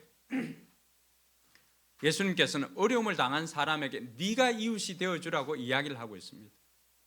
지금 우리 주변에 힘들고 어려운 사람들이 있다면 그 사람들이야말로 복음을 필요로 하는 사람들입니다. 올 한 해는 차별 없이 그들에게 나아가서 그들을 주님께로 인도하는 저와 여러분들이 되길 주님의 이름으로 축원합니다. 두 번째는 담대하게입니다. 오늘 말씀에 보면은 그는 아무런 방해를 받지 않고 아주 담대하게 하나님 나라를 전하고 이렇게 되어 있습니다. 바울은 그곳에서 아주 담대하게 하나님 나라를 전했다고 하는데 이 담대하게는 자유롭게 말함, 공개적으로 말하고 확신 있게 말하였다라고 그렇게 말합니다. 그러니까 이렇게 담대하게 전하게 되었던 것은 그런 바울 까닭에 유대인들에게 큰 파장이 생기게 되었던 것입니다. 바울도 유대인들까지도 나오니까 얼마나 기쁘겠습니까? 그 사람들과 이야기를 하고 싶은데 이 사람들하고 이야기하기 위해서 23절에 보니까 따로 시간을 정해서 이 사람들을 만났습니다. 그래서 그들은 바울과 만날 날짜를 정하였다. 그는 아침부터 저녁까지 그들에게 하나님 나라를 엄숙히 정언하고 모세 율법과 예언자의 말을 가지고 예수에 관하여 그들을 설득하면서 그의 속내를 터놓았다. 그러니까 바울이 얼마나 자기 동족에게 복음을 전하고 싶었겠습니까? 그래서 바울은 이방인의 사도로 부름받았지만 그가 외국에 나가서 갈 때마다 제일 먼저 들렀던 곳이 어디입니까? 유대인 회당이었습니다. 자기가 아니면 안 된다고 생각하니까. 우리가 이방인들에게도 복음을 전해야 되겠지만은 그러나 무엇보다도 내 가족에게 복음을 전하는 마음을 가져야 됩니다. 내 가족을 따로 떼어놓고 이방인들에게만 복음을 전한다고 뛰어다니는 그것도 아이러니죠. 바울은 자기 동족을 만났을 때 그들에게 복음을 전하고 싶은 마음이 간절하였습니다. 그래서 따로 시간을 정해가지고 이들에게 아침부터 저녁까지 복음을 전했습니다. 하나님 나라에 대해서 담대히 가르쳤습니다. 근데 어떤 일이 생겼을까요? 24절에 보니까 어떤 사람은 믿었고 어떤 사람은 믿지 않았다 이야기를 합니다. 그러니까 이 정도가 어떤 사람은 믿게 되고 어떤 사람은 믿지 않았는데 우리가 다 전한다고 해서 여러분 그들이 다 복음을 받아들이는 것은 아닙니다. 다만 우리는 뭘 해야 된다고요? 담대하게 전하는 것은 우리가 해야 됩니다. 근데 이렇게 바울이 담대하게 전하였을 때 그때 어떤 상황이 생겼을까요? 여러분 성경 29절 한번 보시기 바랍니다. 29절은 뭐라고 되어 있어요? 없음으로 되어 있죠. 없음. 왜 그럴까? 이게 이제 사본학이 여기에서 나오는데요. 모든 사본에 동일하게 있어야만이 기록할 수가 있습니다. 근데 어떤 사본에는 있고 어떤 사본에는 없으면은 그 원칙에 따라서 넣지를 않습니다. 근데 각주를 보니까 뭐라고 되어 있어요? 각주에 어떤 사본에는 29절 그가 이 말을 마칠 때 유대인들이 서로 큰 쟁론을 하며 물러가더라가 있음 이렇게 되어 있잖아요. 다른 사본에는 이 내용이 있다는 거예요. 뭘 했다는 거예요? 바울이 복음을 전하는 것 듣고 어떤 사람은 믿었고 어떤 사람은 안 믿었다 그랬잖아요. 근데 그 정도가 어떻다고요? 큰 쟁론이 있었다 그랬잖아요. 몸싸움까지 있었던 거예요.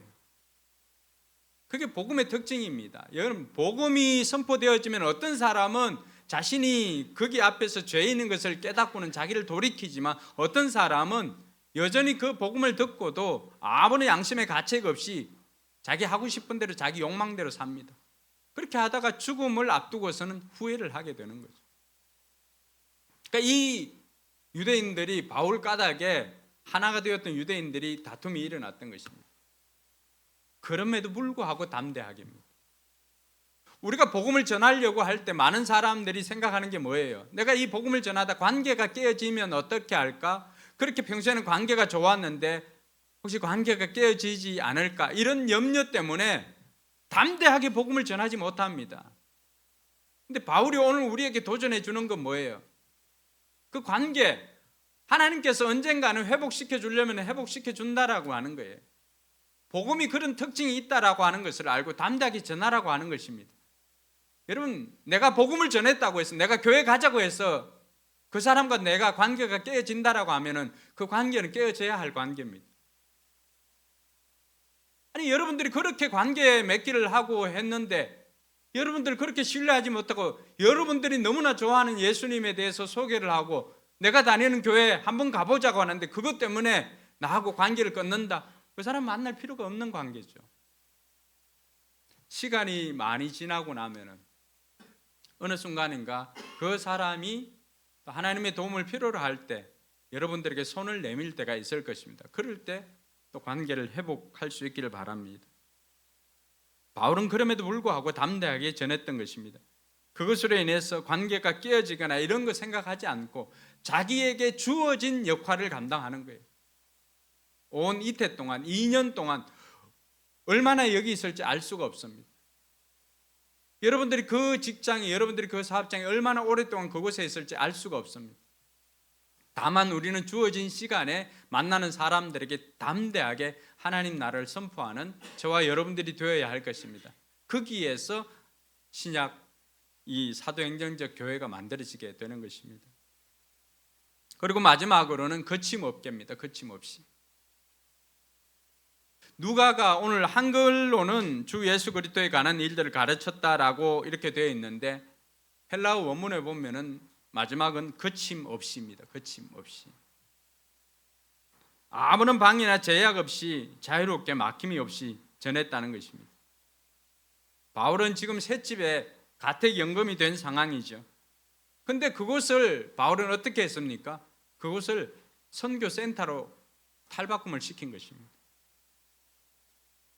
우리가 사회적 제약이나 경제적인 위기나 이런 장애물에 갇혀서 전도를 포기하고 있다면은 바울이 그런 상태에서도 자기는 가택연금된 상태에서도 복음을 담대하게 거침없이 선포했던 것들을 통하여서 저와 여러분들은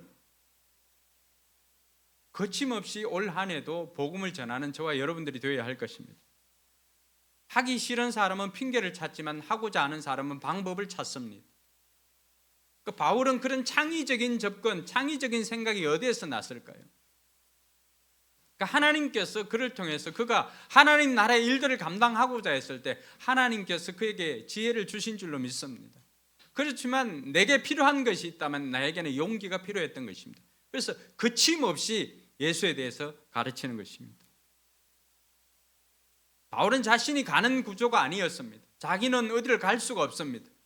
그러니까 충분히 핑계댈 만한 상황이잖아요. 난 집에 갇혀 있는데 복음을 어떻게 전하냐 라고 했을 때 그는 가는 구조가 아니라 오는 구조로 만들어 버렸습니다. 여러분들이 갈 수 없다면 여러분들의 삶을 매력적인 것으로 바꾸면은 사람들이 여러분들을 찾아오게 될 것입니다. 그것도 하나의 방법입니다. 오늘 바울은 유대인들로부터 많은 협박도 받고 또 목숨의 위태로운 상황까지도 처하게 되었습니다. 그렇지만 이 가택 연금되어지는 동안에는 그가 안전하게 이곳에서 복음만을 전할 수 있는 구조가 되었던 것입니다. 할렐루야. 오늘날에도 마찬가지입니다. 저와 여러분들이 사도행전 29장을 계속해서 써내려가기 위해서 우리에게 필요한 것이 있다면 바로 이 세 가지입니다. 차별 없이, 담대하게, 거침없이. 올 한 해 저와 여러분들이 이런 사명을 감당하는 저와 여러분들이 되어야 할 것입니다.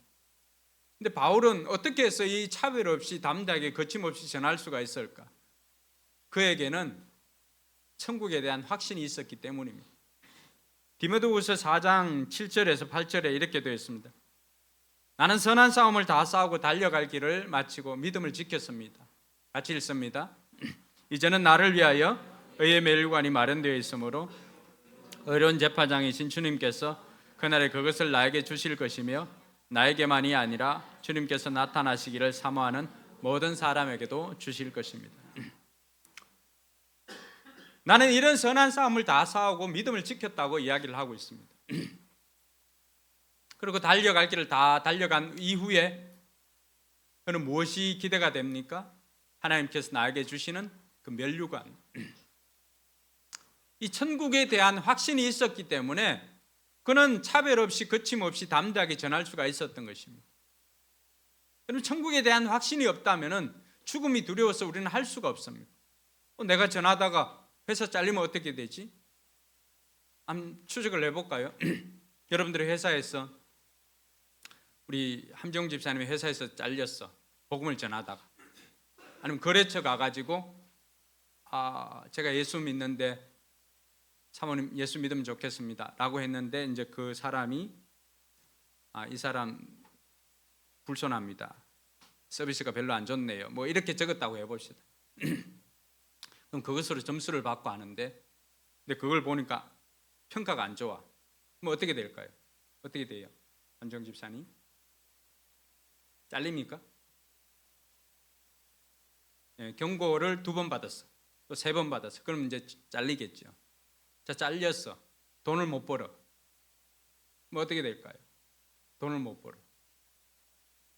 그럼 조 집사님이 열심히 벌겠죠. 근데 다 채우지를 못해. 그래서 음식물도 못 사. 그러니까 아버지 집에 가서 도움을 요청하겠죠. 아버지 집도 더 이상 줄 게 없어. 어떻게 될까요? 마지막에 가보면은 죽기밖에 더 하겠어요? 죽으면 어떻게 돼요? 저 사람 죽으면 어떻게 돼? 천국 가잖아. 죽으면 천국 가는 거예요. 한 사람 죽으면 천국 가요? 내한테 질문하지 말고 그렇죠 하지 말고 네가 답해야지. 왜 내한테 질문하고 그래? 이 신앙이 없는 거예요. 사람들이. 신자는 죽으면 어디로 가요? 천국이에요. 그 확신이 있기 때문에 이 예외 없이 차별 없이 거침없이 담대하게 전할 수 있는 거예요. 에스더가 어떻게 했습니까? 자기 민족을 구해야 되는데 그때 에스더가 왕 앞에 나아가는 것은 거침없이 담대하게 나갔던 거죠. 왜? 안 그러면 왕이 부르지도 않았는데 나가면 어떻게 된다고요? 왕이 근심하게 되니까 죽지요. 그런데도 에스더는 어떻게 나가는 거예요? 죽으면 죽으리라. 그러니까 거침없이 담대하게 나아갈 수가 있었던 것입니다. 2026년 우리가 좀 이 담대하게 거침없는 이 마음을 좀 가졌으면 좋겠어요. 그래봐야 기껏 죽기밖에 더 하겠어요. 죽으면 어디라고? 천국 가서 만나면 되잖아. 우리 성도들은 우리는 서쪽 문에서 만납시다. 서쪽. 뭐 천국에 쉽 게이트도 그 성전을 양 지나가는 곳도 있고 또 어문도 물고기 지나가는 그 제물로 바치는 그런 길도 있거든요. 그럼 우리는 어디서 만나야 된다는 약속은 해야 되잖아. 어디? 포커 속에는 어디? 하려고 생각했는데 제 이름 뭐예요? 이스트 게이트에서 만날 수 있어요. 그래서 우리가 약속해 놔야 돼. 포커스교회는 어디서 만난다고? 그래서 먼저 가는 사람이 있으면은 이 땅에서 우리 성도들이 한 명씩 온다 그러면은 어디에 가면 돼요? 천국의 이스트 게이트에 가가지고 딱 기다리고 있는 거예요. 환영합니다. 그럼 되잖아. 여기서 70년 80년 살고 그곳에서 우리가 영원히 살 건데 이런 확신이 있으니까 예외 없이 차별 없이 또 담대하게 거침없이 전할 수가 있는 겁니다. 올 한 해 그렇게 한번 해봅시다. 그렇게 해가지고 하나님께서 여러분들에게 어떻게 영향을 미치고 어떤 일들을 행하시는지를 통하여서 올 한 해 사도행전적 교회가 어떻게 진행되는지, 사도행전 29장이 우리 교회를 통해서 어떻게 써내려가는지 우리 눈으로 확인하는 은혜가 있기를 주님의 이름으로 축원합니다. 우리 자리에 일어나서 하나님 이런 교회 되기를 소망합니다 하고 우리 찬양하고 같이 기도하도록 하겠습니다.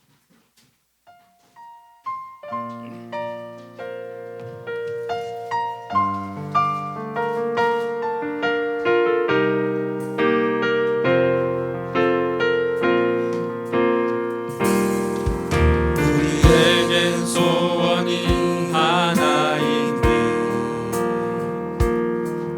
주님 다시 오실 그날까지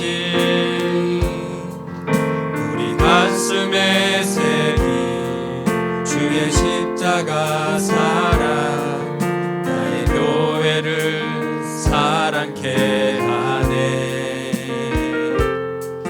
주의 교회를 향한 우리 마음 희생과 포기와 가난과 고난 하물며 죽음조차 우릴 막을 수 없네. 우리 교회는 이 땅의 희망 교회를 교회 되게 예배를 예배 되게 우리를 사용하소서. 진정한 부흥의 날 오늘 임하도록 우리를 사용하소서. 성령 안에 성령 안에 예배하리라. 자유의 마음으로 사랑으로 사역하리라. 교회는 생명이니 교회를 교회 되게 예배를 예배 되게 우리를 사용하소서. 진정한 부흥의 날 오늘 임하도록 우리를 사용하소서.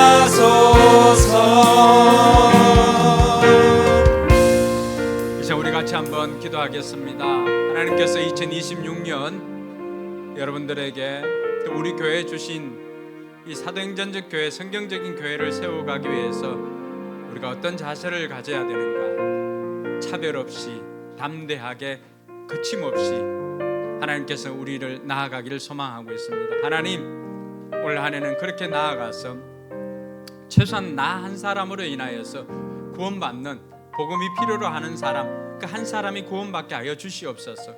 우리 목장에 세례받는 사람이 한 사람 이상 되게 해주시고 또 우리 교회에 하나님께서 풍성한 그런 구원의 열매가 맺어지게 하여 주시옵소서.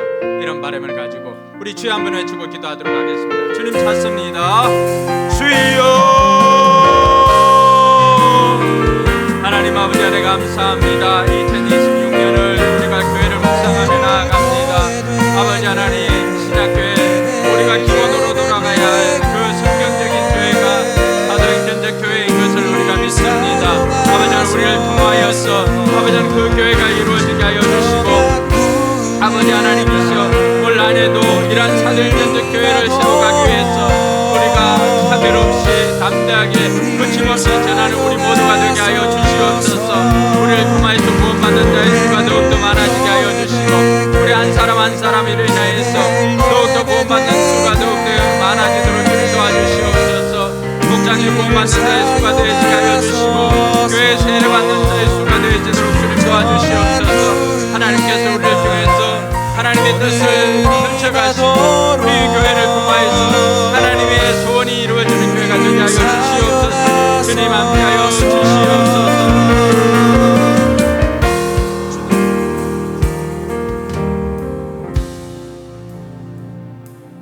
하나님 아버지 은혜 감사합니다. 우리 교회를 통하여서 우리 주님께서 꿈꾸시는 교회, 또 성경적인 교회, 사도행전적 교회가 세워지게 하여 주시옵소서. 이 일을 위해서 우리 모든 성도들이 사도 바울과 같이 예외 없이 차별 없이 그리고 담대하게 거침없이 전하였던 것처럼 올 한 해도 복음을 우리가 차별 없이 담대하게 거침없이 전하는 우리 모든 성도들 되게 하여 주시옵소서. 그래서 저들의 삶 가운데 하나님 나라가 또 더욱더 확장되어지는 은혜가 있게 하여 주시옵소서.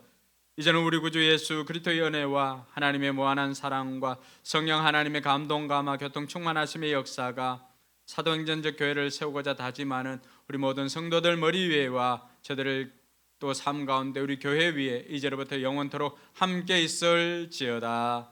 아멘.